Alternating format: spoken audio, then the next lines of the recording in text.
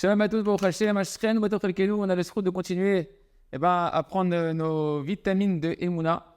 On est là pour se renforcer, votre Hashem, en Emouna. On a besoin de renforcement de vitamines. Et il y a une notion extraordinaire qu'on doit clarifier. Quelque chose de fondamental. La foi, la Emouna dans le monde futur, c'est la base de toute la Emouna authentique.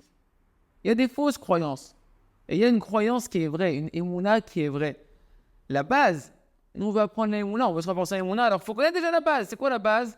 C'est de toujours garder. Tu dis, ouais, mais c'est évident, on sait qu'il y a un monde futur. Non, il ne faut pas le savoir, il faut le vivre. Il faut vivre cette notion que ce monde-là, il est en train de te masquer la vérité que tu n'es pas là pour rester ici du tout. Et tout ce monde-là, il veut t'emprisonner, de te faire croire que quoi? C'est là, frère, l'essentiel. Tu me parles d'un monde futur, tu me parles de trucs, mais on vit ici. Non, on ne vit pas ici. On est de passage ici. C'est ça. Tu ne le clarifies pas bien. Que c'est pas clair et net à l'intérieur de toi. Que tu es là pour le là-bas et que je ne t'en rappelle pas en permanence, tu vas te faire attraper par le mensonge de ce monde-là qui va te plomber dans la tristesse, dans la peur, dans l'angoisse, dans les haradotes, le stress, et j'en passe, tous les mensonges dans lesquels le mauvais penchant il va nous attraper. Et donc en réalité, beaucoup de questions, de mystères de la vie, ils vont prendre une autre dimension complète, mais complètement une autre dimension, lorsqu'on comprend qu'en réalité, la réalité de la vie d'un homme dans ce monde-là, c'est que une petite partie infime, infinitésimale par rapport à la dimension infinie de la vie de cette Neshama-là, qui a commencé bien avant que tu naisses ici dans ce corps ici, que tu vois, que tes parents te disent « Oh, il est tout mignon celui-là, etc. » Et qui va continuer encore bien après. Ta Neshama, elle est éternelle. Ta Neshama, tu ne connais pas son parcours. Tu ne sais pas depuis combien de temps elle vient sur Terre, depuis quand elle a été créée, et jusqu'où elle va aller. Toi, tu es focalisé sur une conscience qu'on t'a donnée pour ton libre arbitre, d'un instant T, de le moment où tu es né, jusqu'au moment où tu es aujourd'hui, et tu penses que c'est ça, toute ta vie, et tout le monde. Non. Et on va voir ensemble, une histoire extraordinaire qui est ramenée par Rabbi Haim Vital, l'élève du Harizal, que toute la Kabbalah, elle est passée par lui. Et il raconte ce point-là au nom de son maître du Harizal. Et ce conte qu'on va voir ensemble, il est très important. Pourquoi cette histoire? Parce qu'en réalité, elle va nous faire prendre conscience véritablement de la dimension éternelle de l'âme et comment en fait les questions qu'on peut avoir sur, comme on a entendu récemment, des gens qui sont morts de manière illogique, pour nous en tant qu'humains qui n'ont pas de sens, etc., comment en réalité, si on avait les yeux pour voir, ça prendrait complètement une autre dimension.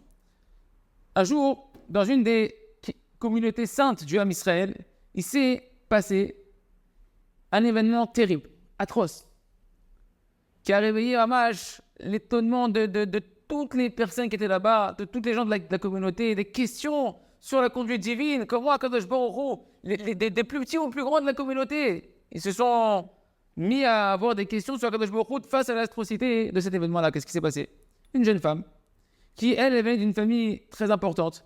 Elle s'est mariée avec un commerçant qui avait la crainte du ciel, une belle personne, Baruch Hashem, quelqu'un qui faisait de la tzedaka, qui faisait du chesed, de la charité, un des piliers de cette communauté sainte, des piliers principaux. Et durant toutes les premières années de leur vie, Baruch Hashem, c'était un couple jeune, tout se passait bien, c'était agréable. Ils ont eu, Baruch Hashem, plusieurs enfants, des garçons, des filles, etc. Et cette femme, c'est important de souligner, elle était tsnoua, elle était pudique, elle était très très studieuse pour pouvoir faire grandir ses enfants de la bonne manière, donner la meilleure éducation à ses enfants. Elle faisait des télim, elle faisait du chesed avec les pauvres de la ville, de la bonté, de la charité. Et qui tourne, femme exemplaire, elle est chez Traïl. Le mari, lui, il sortait pour faire ses commerces dans la ville. C'était un commerçant, il sortait, etc. Et il parcourait un peu tout le pays pour pouvoir faire sa parnassa, et il fixait des moments fixes d'études de la Torah tous les jours, et tout le monde connaissait ses œuvres de charité extraordinaires, qu'il y avait des villes entières qui se nourrissaient de sa charité à lui, des pauvres de villes entières, des milliers de pauvres qui étaient dépendants en réalité de sa générosité et de la qualité qu'il avait cet homme-là. Et il est arrivé, de manière très subite, un événement terrible. Terrible!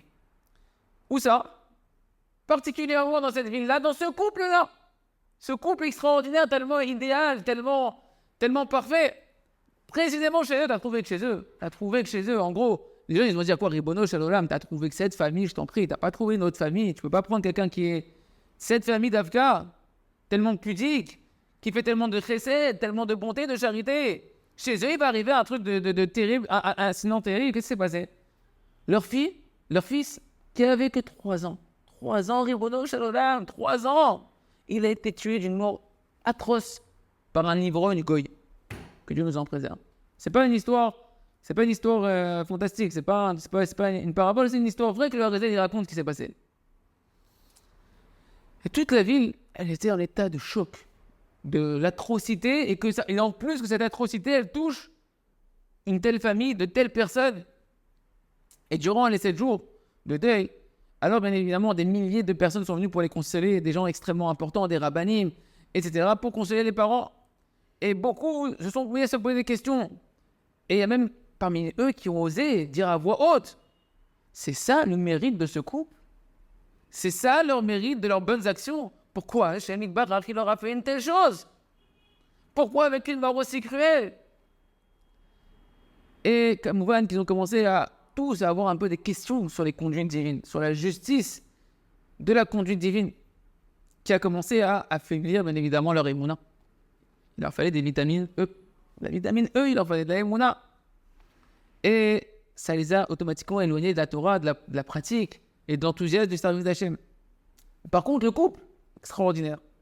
Ils se sont renforcés à accepter avec soumission et avec émouna l'événement tragique qu'ils étaient en train de vivre.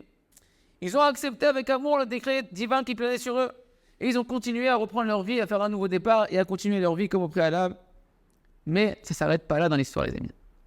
Ça ne s'arrête pas là. Quelque temps après, une nouvelle tragédie touche la famille. Et qui c'est qui est touché cette fois-ci?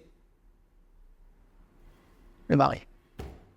Le mari, le commerçant de sadique, pudique, qui fait tellement de chesed, lui il tombe, il est alité, et les docteurs ils disent que, a priori, on ne sait pas quoi faire pour lui.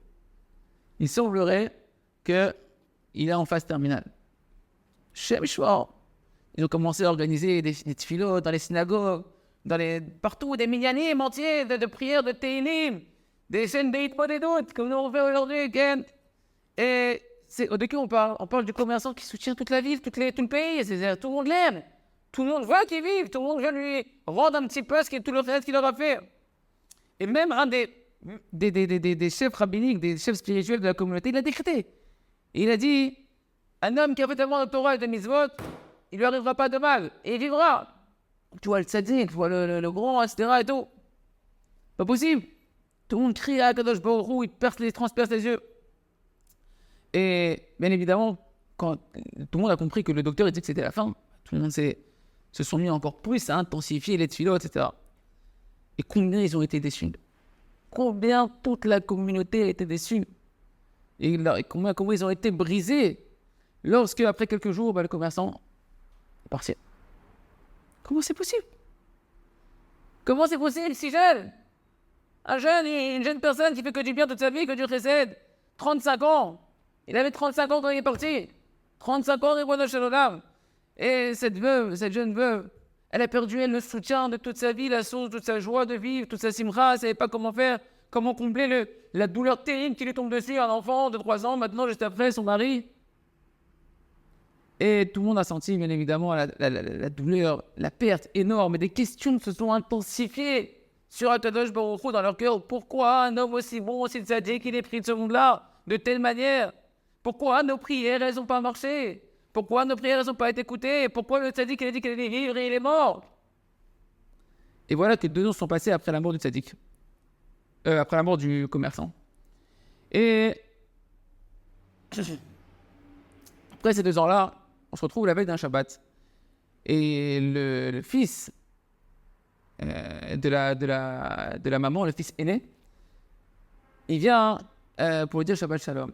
Et il voit que la maman, qu'elle essaie de sourire, mais qu'elle n'arrive pas à sourire. Ouais, 2 ans après, elle n'arrive toujours pas à sourire. Et elle se met à pleurer, elle se remet à pleurer, etc. Et là, on va commencer à avoir une autre dimension dans l'histoire qui nous intéresse particulièrement à nous. Et il lui dit, le fils, maman, ça y est, 2 ans. Pas 2 jours, là, on parle pas de 2 jours, on parle pas de 2 mois. On parle de 2 ans, ça suffit de pleurer. Chachamim, ils ont dit que Akadosh Baruch Hu, il a fixé un moment où on a le droit de s'attrister et que c'est permis de s'attrister pour le départ d'un proche. Parce que c'est humain et que c'est normal, comme ça, Hachem nous a créé qu'on a un cœur. Mais celui qui prolonge sa tristesse au-delà de ce que Chachamim, ils ont autorisé, donc ce qu'Hachem a imparti à l'homme de pouvoir accepter d'être triste sans tomber dans des questions sur Hachem. Si tu prolonges ta tristesse, alors ton malheur, il va se prolonger sur toi. Tu es en train de t'attirer, en fait, d'autres problèmes sur toi, Chas v'Shalom. N'est-ce pas vraiment que nous, on est des croyants, fils de croyants, on est des croyants, fils de croyants. Et on sait que les comptes d'Akadosh Baruch Hu, on n'a pas idée, on ne peut pas rentrer dans les comptes d'Akadosh Baruch Hu. Qui on est pour comprendre les comptes d'Akadosh Baruch Hu? C'est sûr que ce qu'Akadosh Baruch Hu il fait, on a la émouna, c'est pour le bien. Et toi, si vraiment tu continues à pleurer comme ça, tu attires sur la famille des problèmes, tu attires sur la famille des mauvaises choses, Chas v'Shalom. Ça amène de la tristesse sur tout le monde. Et même la neshama de papa, l'âme de papa qui est dans le ciel, ça lui provoque de la tristesse de devoir rester avec un sentiment d'amertume, mais on va comprendre pourquoi tout ça. Dès que papa il veut que tu continues maintenant ta vie, ça fait déjà plusieurs mois qu'on te présente un shidour extraordinaire, parfait pour toi, et toi tu es encore en train d'hésiter, en train de repousser la rencontre avec ce shidour. Je t'en prie ma chère maman, tu es obligé de te renforcer dans la émouna, de prendre des vitamines de émouna. Et ça veut dire quoi? Qu'est-ce que ça veut dire la émouna? D'être heureuse. Tu dois refaire un nouveau départ, d'être heureuse, d'être heureux de toute ta vie, de tout ce qui est dans ta vie, et de continuer plus loin. Fin de discussion avec le fils. Et la jeune veuve, qui nous en préserve, elle a pris une grande respiration. Elle a dit, ça suffit. Ça suffit. Elle a pris une décision dans son cœur. Que, à partir de maintenant, j'arrête la tristesse. J'arrête de rester dans l'amertume. J'arrête d'avoir des questions d'hérésie sur Akadosh Baruch Hu. Est-ce que moi je suis plus miséricordieuse qu'Akadosh Baruch Hu? Est-ce que moi j'ai un cœur plus rempli d'amour et de miséricorde qu'Akadosh Baruch Hu? Akadosh Baruch Hu, tout ce qui est fait c'est pour le bien. Maintenant je vais me renforcer à être Bessimcha. Je veux être Bessimcha. Je veux faire tous les efforts pour être Bessimcha. Comme ça, elle est partie ce Shabbat-là dormir avec enfin un sourire sur le visage. Et avant de dormir, quand les enfants ils ont vu qu'elle était heureuse à la table de Shabbat, j'ai dit, enfin on retrouve notre maman. Enfin on retrouve la chaleur de notre maman, la joie de notre maman, et sans qu'il y ait des larmes de tristesse qui sont tout le temps sur ses yeux, etc. Et comme ça, elle s'est endormie avec un esprit apaisé, avec un cœur apaisé. La Emouna avait regagné son cœur. Cette nuit-là, pour la première fois après 2 ans, lorsqu'elle s'est endormie, avec le sentiment d'apaisement, de sérénité, etc., elle se met à rêver. Un rêve. Et dans son rêve, elle voit un jardin merveilleux, extraordinaire, plus beau que celui que vous voyez derrière moi sur le zoo. Et une lumière comme ça qui sentit une odeur extraordinaire de paradis. Elle comprend qu'elle tombe dans un monde spirituel, dans un monde extrêmement élevé. Et parmi les arbres, elle découvre comme ça à voir un vieillard, mais une belle apparence, avec une très belle lumière sur le visage. Et il s'approche d'elle et lui dit, bon, est-ce que tu veux rencontrer ton mari qui est parti? Et là, bien évidemment, et il l'amène dans un endroit, une salle, où là-bas, elle voit que des tzadikim qui sont dans cette salle-là, une tonne de rabbanim qui sont assis et qui écoutent la Torah d'un jeune tzadik, un jeune rab là-bas. Alors, on va dire pour utiliser un peu comme le Yanouka, jeune, comme ça, mais un tamis rachamatsu, comme ça, en train de... Et à la fin du shiur, ce jeune, il s'approche, elle commence à voir son visage qui arrive, et c'est pas possible. Son mari, le rab qui fait la shiur, tous les rabbanim, à tous les barbus, c'est mon mari. Elle dit, mais chérie, avec tout plein d'émotions, pourquoi tu m'as abandonné aussi jeune, en plein milieu de la vie, au tout début? Et comment tu peux apprendre à des gens au Gan Eden la Torah? T'étais pas... Ok, t'es venu en étude de la Torah, mais t'étais pas un gars, t'étais pas un ingénieur en Torah, t'étais pas un Talmid Chacham. Et son mari, il a souri, il lui a dit, sache que dans ma vie antérieure, j'étais un gaon, un tzaddik, un génie de la Torah extraordinaire. Mais je ne me suis pas marié de toute ma vie. Et lorsque je suis parti de ma vie antérieure vers le monde futur, je suis arrivé au Gan Eden, alors on a éveillé sur moi le fait que je ne pouvais pas rentrer au Gan Eden sans accomplir le premier commandement de la Torah qui est « Peurez-vous et des enfants, multipliez-vous, fructifiez-vous ». C'est pourquoi je suis revenu en Gilgoul, en réincarnation, pour me marier, pour accomplir cette mitzvah-là et amener des enfants sur terre et les éduquer dans le chemin de la Torah, leur amener de la parnassa, faire cette mitzvah-là. Et comme ça, je suis redescendu et je me suis marié avec toi, on a eu des enfants extraordinaires. Et donc, dès que j'ai accompli la mitzvah qui me manquait dans ma neshama par rapport à ma mission, alors j'ai fini mon tikkun, j'ai fini ma réparation. Et j'avais plus encore de raison d'être dans ce monde-là. Et c'est pourquoi je suis parti. Et maintenant, ce que tu vois là, c'est que je mérite du fruit de mes bonnes actions de ma Torah que j'ai étudié durant toute ma vie et la vie d'avant. Elle lui dit, mais je comprends pas, mon chéri, tellement de prières on a fait pour toi. Tellement de prières on a fait pour toi. Le Rav de la vie, il a déclaré que tu allais vivre. Il lui a dit, toutes les tfilotes que vous avez fait, écoutez bien ce qu'on dit. Toutes les tfilotes que vous avez fait, elles ont été acceptées. Certains, elles m'ont servi à être à l'endroit où je suis au niveau spirituel aujourd'hui dans le Gan Eden. Et d'autres, elles ont été utilisées pour sauver les gens qui étaient en train de prier de la vie d'un décret terrible qui planait sur eux. Et vu que moi, je n'avais pas d'autre mission, ça y est, j'ai fini ce que j'avais à faire ici. Et que je n'avais pas d'autre possibilité de rester ici vu que j'avais plus rien à faire ici. À quoi ça me servait le décret du Rav? Il décrète quelque chose qui n'a aucun sens, le Rav. Il n'a pas la vision de ce qui se passe. Tandis que toi, tu as encore à faire dans ce monde-là. Tu n'as pas fini ta mission, tu dois te marier avec un nouveau mari, et amener encore des enfants, t'occuper de ces enfants-là. Tu n'as pas fini ta mission. Et tu vas te renforcer à avancer et à continuer ta mission et ce que tu as à faire. Et elle dit d'accord, et notre enfant. Ok, je comprends pour toi maintenant. Mais notre enfant, il lui dit sache que notre enfant, notre jeune enfant, c'était une neshama, une âme extrêmement élevée. Extrêmement élevée. D'un tzaddik, saint d'une vie antérieure. Et dans sa vie antérieure, il avait été kidnappé parmi les goïms depuis son plus jeune âge. Dès qu'il est né, il s'est fait kidnapper par des non-juifs. Et il a été allaité par une femme non-juive. Et après, il a été racheté par des juifs. Il est devenu un grand tzaddik extraordinaire. Et lorsqu'il est parti de ce monde-là, il est arrivé au monde de Gan Eden, au jardin Eden. Et en réalité, le moment où il a tété du lait de cette femme qui était impure, ça a donné une tache sur son âme. Et il ne voulait pas rester avec ça. Il a décidé de redescendre sur terre uniquement pourquoi? Que pour ça, il est voulu redescendre sur terre parce que c'était son choix à lui de pouvoir être allaité par une femme juive, tzadika, tsnoua. Et ils t'ont choisi à toi. Pour ta pudeur, ta piété, tes midot, ton chesed. Toi, tu t'es digne de pouvoir allaiter cette neshama de ce grand tzaddik-là. Mais elle lui dit, mais d'accord, mais pourquoi il est mort aussi, de manière aussi cruelle? Il aurait pu partir à 3 ans, mais d'une autre mort. Pourquoi avec un livre goy qui a fait une atrocité comme ça? Okay.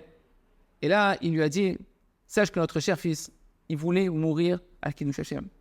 Il devait mourir, il devait partir. Il avait fini sa mission, il a été allaité par toi, c'était fini pour lui. Mais au moment où il allait partir de ce monde-là, il y avait une zéra, un décret qui planait sur toute la ville, d'extermination de la ville, des juifs de la ville, à cause des fautes qu'il y avait, non pas avec Hachem, mais des fautes entre les hommes, la haine gratuite, le lachonara, on ne se pardonne pas, on n'est pas prêt à renoncer, etc. Toutes sortes de mauvaises choses entre les hommes. Et donc, il a préféré mourir à Kiddush Hashem de manière cruelle pour monter d'un niveau encore plus haut dans le ciel et permettre aux enfants, à tous les habitants de la ville de pouvoir continuer à vivre une vie et de faire chouva et athéat. Il dit, sache que toi, par rapport à la souffrance que toi et moi on a vécue, on est les seuls à pouvoir monter dans le niveau du Gan Eden qu'il a atteint notre fils, que personne ne peut monter là-bas. Et après, il lui a dit son mari, sache que c'est seulement parce que tu t'es renforcé dans la joie, dans la émouna qu'on m'a permis de me dévoiler à toi.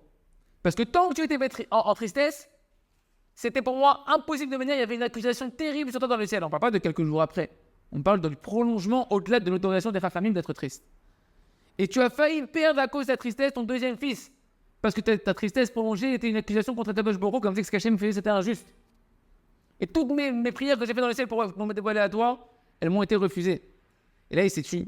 Il lui a dit avec une voix douce, moi j'ai fini mon tikkun, mais toi tu as encore une grande mission, une vie que tu es dans, remarie-toi. Tu dois amener encore d'autres enfants sur terre, continue à être dans la joie, et continue ta vie en paix, et avance.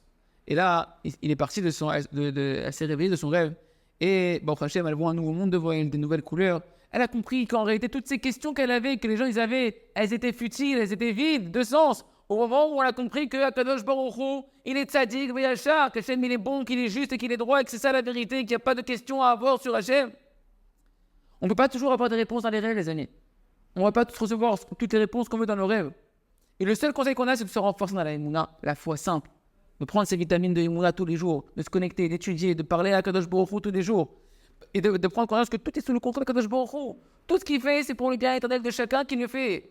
Et lorsqu'un homme il est heureux de sa part, véritablement, que ça s'exprime. Quand il est heureux de sa part, ça exprime qu'il vit la providence d'Hachem, qu'il vit que tout c'est Hachem pour son bien. Alors, quand tu es véritablement comme ça, tu vas pouvoir trouver ton chemin, ta mission. Hachem va te guider dans ton chemin, dans ta mission sur terre. Il reste Hachem que chacun il se renforce dans cette émouna-là. Et savoir que c'est ça la seule consolation. Et c'est ça la seule chose qui nous permet d'être dans la joie. C'est dans l'acceptation que tout vient d'Hachem. Et que tout ce que Kadosh Baruch Hu fait, c'est pour notre bien. Et que les questions, elles peuvent être là. Mais la émouna nous dit qu'en fait, il n'y a pas lieu d'avoir de questions. Tout vient d'Hachem. À Kol Tov. Je l'ai Besimchat Tamid. Hazak Ben Efrazeh.